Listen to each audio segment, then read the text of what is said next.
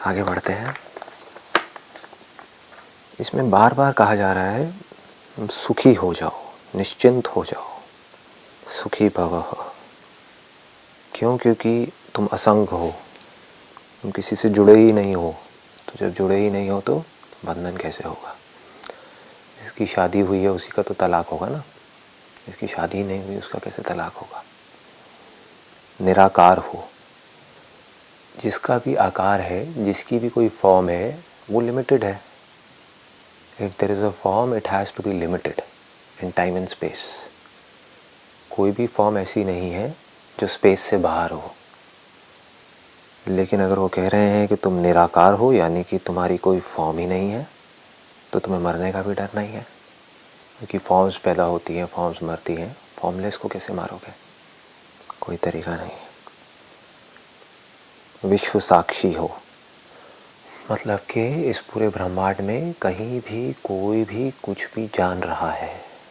जहाँ पर भी लाइफ है वो आपसे अलग नहीं है, वो आप ही हो। और अगर ये बात हमारे गले उतर जाए, जो जल्दी से नहीं उतरती है, क्योंकि हमारी प्रोग्रामिंग, हमारी कंडीशनिंग ऐसी हो रखी है कि I am this body, I am this body and the name which is linked to this body, उसके बाहर हम कुछ देख ही नहीं पाते हैं, सोच ही नहीं पाते हैं, एक झूठ में जी रहे हैं। तो अगर ये हमारे गले उतर जाए और हम एज इट इज़ देखें, then all kinds of seeking comes to an end, all kinds of longing comes to an end. That is called the state of love.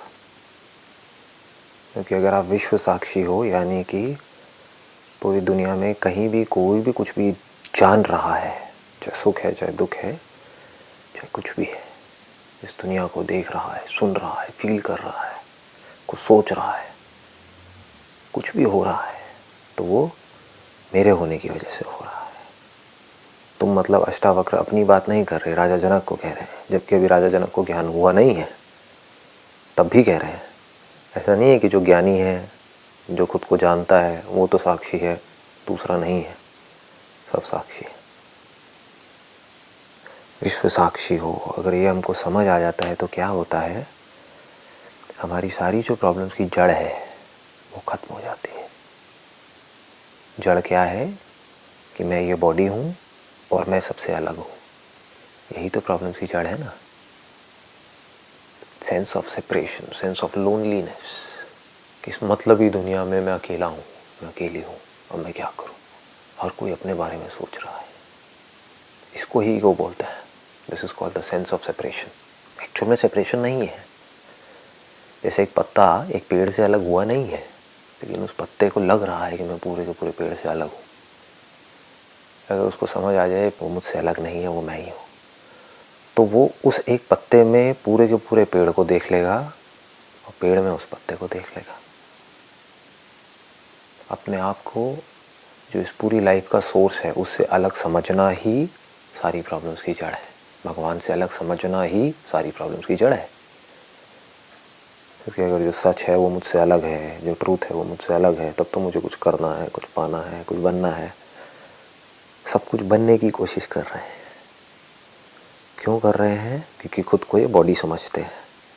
अगर उनको ये समझ आ जाए कि मैं ही ये पूरी की पूरी क्रिएशन हूँ, मुझसे अलग कुछ भी नहीं है, कहीं भी कोई भी खुश हो रहा है तो वो मैं ही हूँ, कहीं भी कोई भी दुखी हो रहा है तो वो मैं ही हूँ, अब करने को क्या रह गया?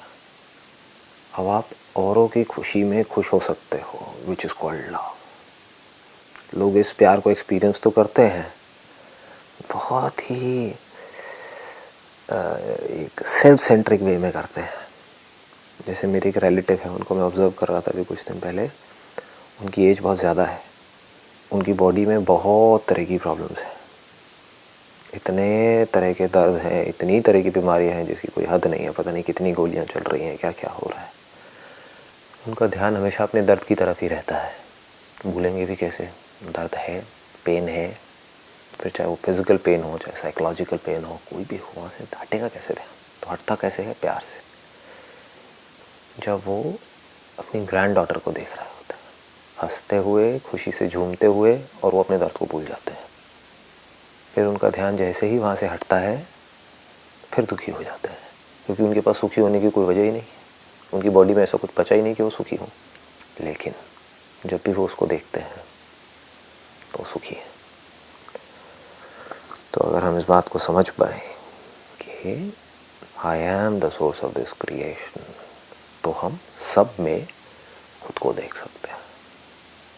फिर हमें सिर्फ अपने पोते को या पोती को देखने की ज़रूरत नहीं है, हम किसी को भी देख करके खुश हो सकते हैं। This is called a state of love, where you are connected with everything and everyone, right from plants to animals to people. विश्व साक्षी हो, अतः तुम सुखी और निश्चिंत हो जाओ, मतलब कि सारी टेंशन छोड़ दो। ये समझ लेना ही सुप्रीम नॉलेज है। उसके बाद कहते हैं, हे विभो, धर्म अधर्म एवं सुख दुख का केवल मन से ही संबंध है, तुमसे नहीं। बहुत बड़ी बात है। तुम ना करता हो और ना भोगता हो, तुम स्वरूपतः नित्य मुक्त ही हो। बहुत बड़ी बात कही जा रही है। मतलब कि जो धर्म है और अधर्म है, धर्म क्या है? What do we mean by dharma? Is it religion? जो नेचर है, ये जो क्रिएशन है, इसके कुछ लॉज हैं, उसको धर्म बोलते हैं। जिस तरह से ये बॉडी काम करती है, जिन लॉज के अकॉर्डिंग ये बॉडी काम करती है, वो इस बॉडी के धर्म है। जिन लॉज के अकॉर्डिंग हमारा मन काम करता है, वो मन के धर्म है। जो हम काम करते हैं उसमें कुछ लॉज काम करते हैं। अगर आप एक इंजीनियर हो तो कैसे करोगे, क्या करोगे, वो जो पूरा का पूरा जो सिस्टम है, जो प्रोसेस है, उसको धर्म बोलते हैं। उसके बाहर अगर हम जा करके कुछ भी करेंगे तो प्रॉब्लम्स क्रिएट होंगी। इसको बोलते हैं disease, dis ease. We will not be at ease, बस इतना ही होगा और कुछ नहीं होगा। आप अधर्म करोगे तो you will not be at ease. मन के लेवल पे कुछ अधर्म करोगे तो you will not be at ease. किसी के बारे में कुछ बुरा सोचोगे, you will not be at ease. अपने आप को किसी और से कंपेयर करोगे, you will not be at ease. ये सब मन के धर्म है। बॉडी के लेवल पे कुछ ज़्यादा खाओगे, you will not be at ease. नहीं खाओगे, कम खाओगे, again you will not be at ease. ज़्यादा सोओगे तो भी प्रॉब्लम, कम सोओगे तो भी प्रॉब्लम। तो इसको लॉज बोलते हैं कि ये लॉज की हमको समझ होनी चाहिए। हमारी बॉडी के अकॉर्डिंग, जो हमारी बॉडी का टाइप है, उसके अकॉर्डिंग कितना खाना है, कितना पीना है, कितना सोना है, क्या करना है। जो मन है, जहाँ पर फीलिंग्स है, इमोशंस हैं, वहाँ पर क्या करना है, किसको कैसे देखना है। क्योंकि ये सारा खेल नज़र का है और कुछ भी नहीं है। नज़र ही तो है ना। दो लोग हैं, उनकी आंखें सेम है, उसके पीछे जो मैकेनिज्म काम कर रहा है वो सेम है, जिस तरह से सोच रहे हैं वो सेम है, सब कुछ सेम है। तो फ़र्क कहाँ पर रहा है? कोई एक ही सिचुएशन को एक तरह से देख रहा है, कोई दूसरी तरह से देख रहा है। उस देखने की वजह से सुख दुख हो रहा है। अगर हमारी बॉडी में कोई फीलिंग ना हो, कोई सेंसेशन ना हो, कहाँ है सुख, कहाँ है दुख? अगर हम कुछ सोचे ही नहीं, कुछ बोले ही नहीं, अंदर कुछ पढ़े ही नहीं, तो कहाँ है धर्म, कहाँ है अधर्म? ये धर्म और अधर्म तो हमारे माइंड में इंजेक्ट कर दिया गया है इस सोसाइटी के पूरे स्ट्रक्चर के अकॉर्डिंग। नहीं तो हमारी जो बॉडी है, उसको धर्म के रास्ते पे चलने के लिए किसी की ज़रूरत थोड़ी ना है। जानवरों को ज़रूरत है क्या धर्म के रास्ते पे चलने की? Dharma means the laws of this nature, laws of creation. वो तो उस लॉ के अकॉर्डिंग चल ही रहे हैं।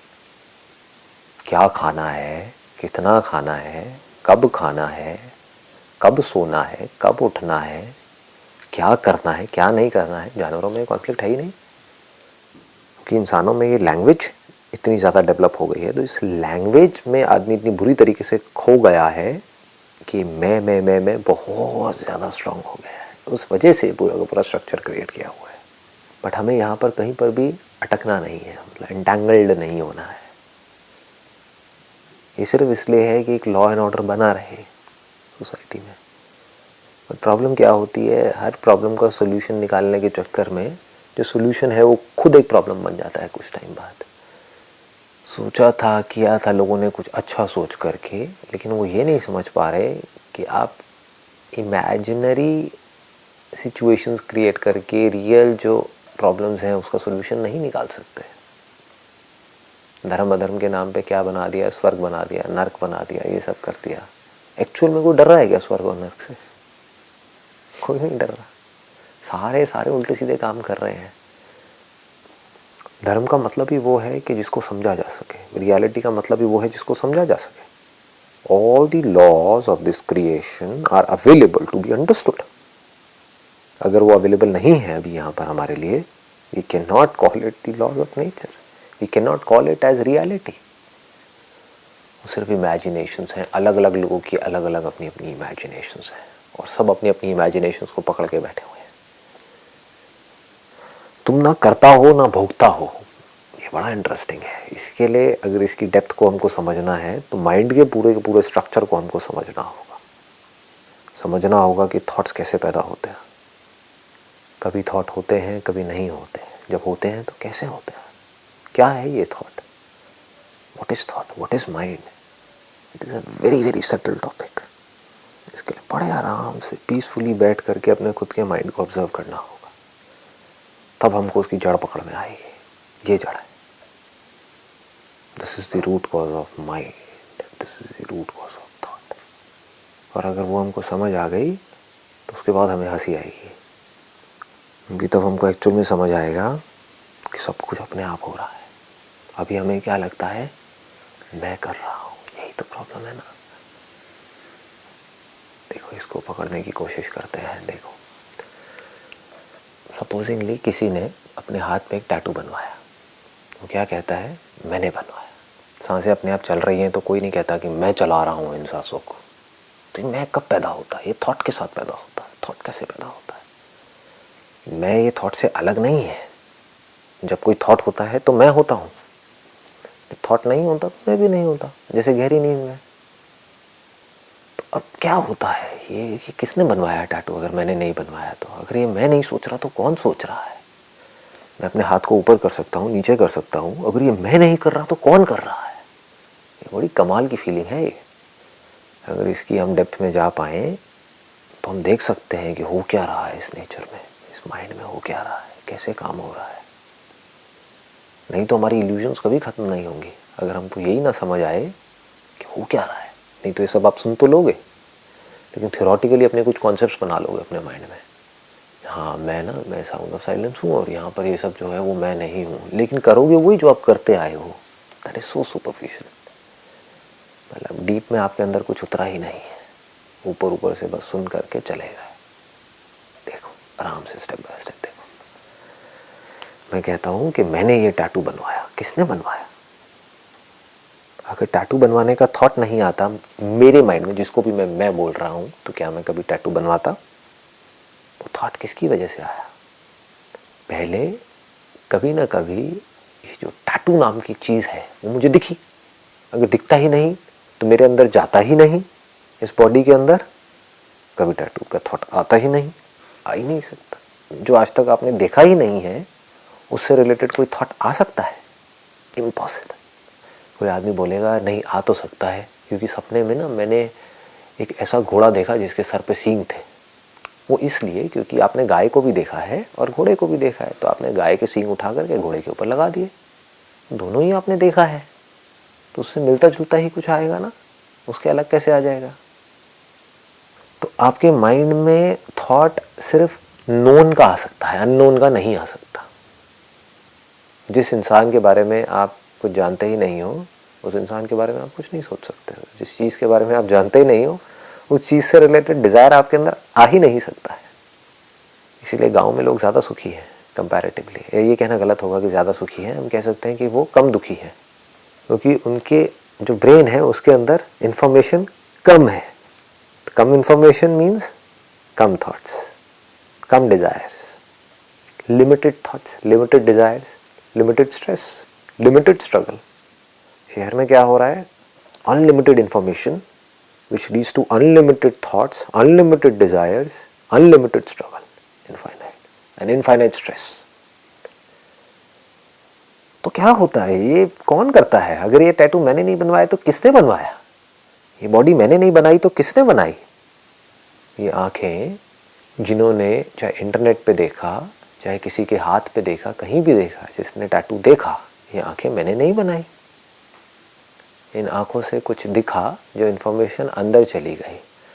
अब वो इन्फॉर्मेशन तो सबके अंदर गई थी, किसी ने टैटू बनवाया, किसी ने नहीं बनवाया, ये क्या हुआ? यहाँ पे आदमी क्या कहेगा? I have a choice, I have the freedom to choose. इसको लोग फ्रीडम समझते हैं, महामूर्ख। This is not freedom at all. आपके आगे 50 तरह का खाना रख दिया जाए और आपको बोला जाए चूज करो, इसमें फ्रीडम कहाँ है? ये तो बॉन्डेज है। क्योंकि this will lead to confusion, this will lead to so much of conflict within. खाया तो फंसे, नहीं खाया तो फंसे। थॉट से बंध गए ना, ये बड़ा बारीक है।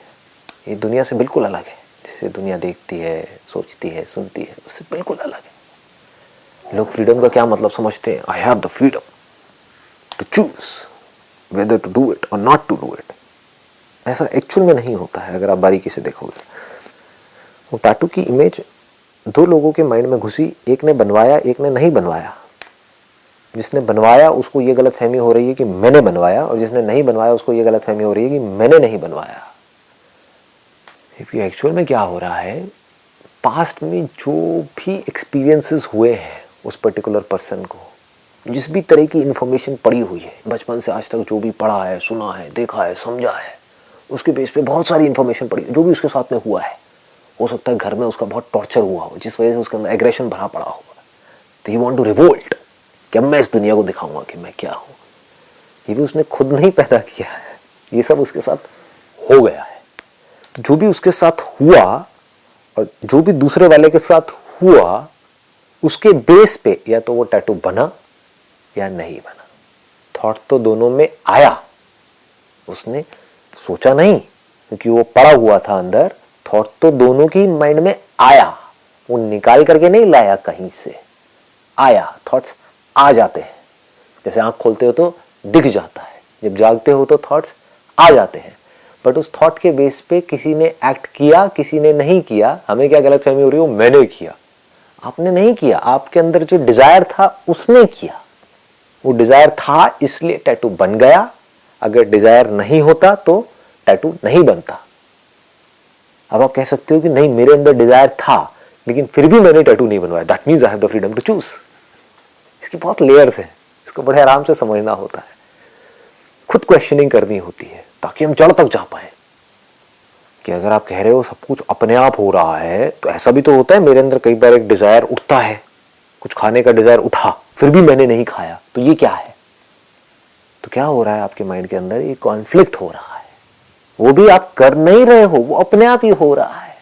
फॉर एग्जाम्पल, आपके अंदर एक डिजायर उठा कुछ खाने का, मान लो गुलाब जामुन खाने का, लेकिन दूसरी तरफ से एक और इंफॉर्मेशन पड़ी हुई है कि मुझे डायबिटीज है। अगर कोई इंफॉर्मेशन पड़ी ही ना हो, अगर मुझे पता ही ना हो कि मुझे डायबिटीज है, तो कोई कॉन्फ्लिक्ट है यहां पर? डिजायर उठा, मैंने खाया, काम खत्म। और दूसरी तरफ से थॉट्स उठ रहे हैं कि मत खाओ, मत खाओ, मत खाओ, और ये पूरी की पूरी कैलकुलेशन हो रही है अंदर। और इमीडिएटली वहां से एक रिस्पॉन्स निकल के आता है। उस रिस्पॉन्स के अकॉर्डिंग बॉडी अपने आप चलने लग जाती है, अपने आप होता है। हमें लगता है कि मैं कर रहा हूं। हाँ जी, इस प्रोसेस को बड़े ध्यान से समझना होता है। इन शॉर्ट, कोई भी अगर थॉट आता है आपके माइंड में, तो उसके पीछे कहीं ना कहीं कोई ना कोई डिजायर होता है या फियर होता है। Fear is the opposite of desire. मतलब कि मुझे डर है, किस चीज का डर है? कि कहीं मैं मर ना जाऊं। क्यों? क्योंकि मेरे में जीने का डिजायर है। अगर मुझ में जीने का ही डिजायर ना हो तो मरने का डर कैसे होगा? तो यहां तक पकड़ में आ रहा है, हर थॉट की जो जड़ है, या तो उसके पीछे कोई डिजायर होता है या कोई फियर होता है। अगर वो ना हो तो थॉट भी नहीं हो सकता। कभी भी देख लेना अपने किसी भी थॉट को उठा करके, क्या सोचते हो आप सुबह से रात तक। अगर आप मुझे अपने थॉट्स के बारे में बताओगे तो मैं आपको पूरा बता सकता हूँ कि उसके पीछे आपकी क्या वासनाएं छुपी हुई हैं। कोई इंसान है जिसको सुबह से रात तक अपने पिंपल्स के बारे में सोच रहा है, दैट मीन्स उसको अपनी स्किन से और अपनी बॉडी से बहुत ज़्यादा प्यार है, अपनी लुक से बहुत ज़्यादा प्यार है। तो उसके सुख और दुख का कारण कौन बनेगा? उसकी बॉडी ही बनेगी। सुबह से रात तक उसको थॉट्स आएंगे उसकी बॉडी से रिलेटेड। ऐसे ही हम बड़े आराम से ट्रेस डाउन कर सकते हैं किसी भी थॉट को, किसी भी थॉट को। डिजायर ना हो तो थॉट भी नहीं होगा, डिजायर ना हो तो डर भी नहीं होगा। जिसके अंदर कोई डिजायर ही नहीं है उसके अंदर कोई डर ही नहीं है। कोई सो कॉल्ड स्पिरिचुअल पाथ पे चल रहा है और मेडिटेशन कर रहा है पिछले 30 साल से, उसके अंदर एक डिजायर है कि मुझे कुछ ऐसा एक्सपीरियंस होने वाला है, तो उसके अंदर डर भी है कि 30 साल तो हो गए, अभी तक तो एक्सपीरियंस हुआ नहीं है, पता नहीं मरते दम तक भी होगा या नहीं होगा। जिसके अंदर उस एक्सपीरियंस का डिज़ायर ही नहीं है, उसके अंदर डर भी नहीं है। जिसके अंदर डिज़ायर नहीं है उस एक्सपीरियंस का, उसके अंदर उस एक्सपीरियंस से रिलेटेड कोई थॉट ही नहीं है। जिसके अंदर बहुत स्ट्रांग है डिज़ायर उस एक्सपीरियंस का, उसके अंदर सुबह से रात तक और कोई थॉट ही नहीं है, only thoughts related to that particular desire. तो भाई डिज़ायर क्या है? लोग बोल तो देते हैं डिज़ायर डिज़ायर डिज़ायर से पीछा छुड़ाओ। डिज़ायर से पीछा कैसे छुड़ाओगे? ज़रा वे नो जी, सिर्फ इसको समझा जा सकता है, और समझने में ये जो डिज़ायर्स हैं वो ढह जाते हैं अपने आप ही। देखना होगा ये डिज़ायर पैदा कैसे होता है। हर डिज़ायर का सेंटर पॉइंट क्या है? मैं ये बॉडी हूँ, मैं एक फॉर्म हूँ, मैं फाइनाइट हूँ, मैं लिमिटेड हूँ, तभी तो कोई डिज़ायर उठ सकता है। आप अनलिमिटेड हो, करो कुछ डिज़ायर, यू आर इनफाइनाइट। सोचो क्या सोचोगे? डरो, किससे डरोगे? I am the source of this creation. करो अपने अंदर डिज़ायर पैदा। तो डिज़ायर के पैदा होने के लिए पहले आपको एक गलती करनी ज़रूरी है, उसके बिना डिज़ायर पैदा नहीं हो सकता। बिना डिज़ायर के थॉट पैदा नहीं हो सकता। वो गलती क्या है कि I am this body, I am this form. कोई भी आपके अंदर डिज़ायर है, चाहे वो कुछ बनने का डिज़ायर हो, चाहे कुछ करने का डिज़ायर हो, चाहे कुछ पाने का डिज़ायर हो, चाहे कुछ खोने का डर हो, कहाँ से आएगा? बॉडी तभी तो आएगा, वरना कैसे आएगा? This is called a grand vision. इसके लिए एक ऐसा माइंड चाहिए जो पूरी तरह से टूटने के लिए तैयार बैठा, जिसको भी उसने पकड़ा हुआ है, जिसको भी आपने अपने माइंड में पकड़ा हुआ है कि मैं ये हूँ, उसी की वजह से आप छोटे हो रहे हो। सब कुछ छोड़ दो, फिर देखो आप क्या हो। देखो कि आपकी ये बॉडी इस नेचर से अलग है, क्या आपके अंदर जो इन्फॉर्मेशन पड़ी हुई है वो इस नेचर से अलग है।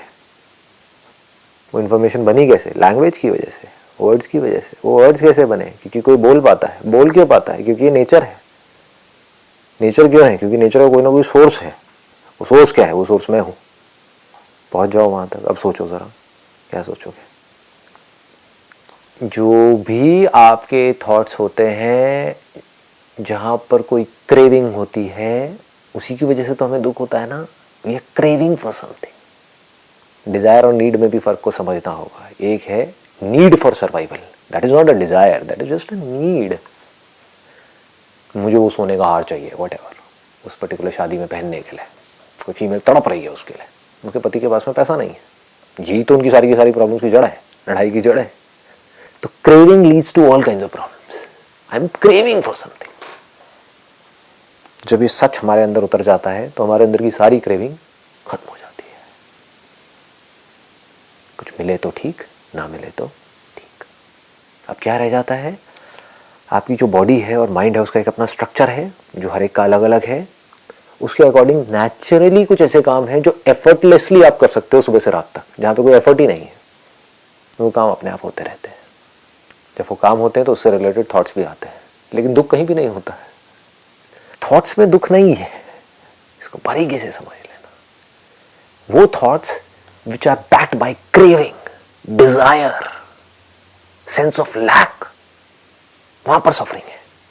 मैं बुक को देख रहा हूं, जैसे देखता हूं इस बुक से रिलेटेड थॉट आ जाता है माइंड में। पानी की बोतल को देखता हूं, पानी की बोतल से रिलेटेड थॉट आ जाता है। वहां पर क्या प्रॉब्लम है? कोई प्रॉब्लम नहीं है। गाड़ी को देख रहा हूं, गाड़ी से रिलेटेड थॉट आ रहा है, गाड़ी में बैठ करके कहीं जा रहा हूं, अपना काम कर रहा हूं, वापस घर आ रहा हूं, उसमें कहां प्रॉब्लम है? कहीं कोई सफरिंग है? नहीं है। सफरिंग कहां शुरू होती है? कब शुरू होती है?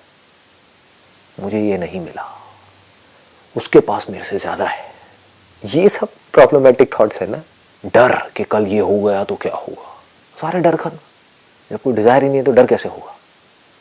तो क्या होगा कि आपका जो बेसिक नेचर है, बॉडी माइंड का जो स्ट्रक्चर है, जैसे अगर आपका स्ट्रक्चर है एक शेर के जैसा, तो आप शेर की तरह दहाड़ोगे एफर्टलेसली। उसके लिए कुछ करना थोड़ी पड़ेगा, शेर को शेर बनना थोड़ी पड़ेगा। प्रॉब्लम क्या है? शेर और जानवरों को देख करके कुछ और बनने की कोशिश कर रहा है, हवा में उड़ने की कोशिश कर रहा है। यही तो प्रॉब्लम है। शेर शेर रहे तो कोई प्रॉब्लम ही नहीं है। डिजायर का मतलब क्या है? कि मैं जो हूं उससे मैं खुश नहीं हूं, मुझे कुछ और बनना है जो मैं नहीं हूं। वो आप कभी बन ही नहीं सकते। जो रामायण में कहानी आती है सोने का हिरण, हिरन आया और चला गया, ये प्रॉब्लम थोड़ी है। आप उसको पाना चाहते हो, ये प्रॉब्लम है ना। पाना क्यों चाहते हो? क्योंकि आप अपने आप को उस हिरन से अलग समझते हो। आप ये कहते हो कि मैं ये बॉडी हूँ और ये हिरन अगर इस बॉडी के पास में आ जाए तो बड़ा अच्छा लगेगा। किसको अच्छा लगेगा? मैं ही वो हिरन हूँ। आई एम दैट फॉरेस्ट जहाँ पर वो हिरन है।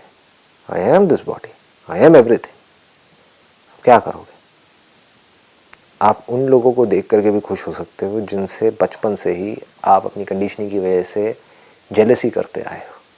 हम सब के अंदर जेलसी है, कंपैरिजन है, कंपटीशन है। तो अब आपको अगर ये समझ आ गया तो आप उनको भी देख के खुश हो सकते हो, क्योंकि उसको नहीं पता, वो अपनी पावर को अपनी पावर समझ रहा है, लेकिन उसकी पावर एक्चुअल में मेरी पावर है। वो मैं जो एक्चुअल में मैं है, वो मैं नहीं जो सेपरेटेड है, जो आइसोलेटेड है, जो लोनली है, जो अकेला है, जो बाहर से तो जब दुनिया के आगे जाता है तो बड़ा हंसता है, खिलखिलाता है, दुनिया को दिखाता है कि मैं पता नहीं क्या हूँ, अंदर से मरा पड़ा है। वो नहीं, वो मैं जो सबके लिए एक जैसा है।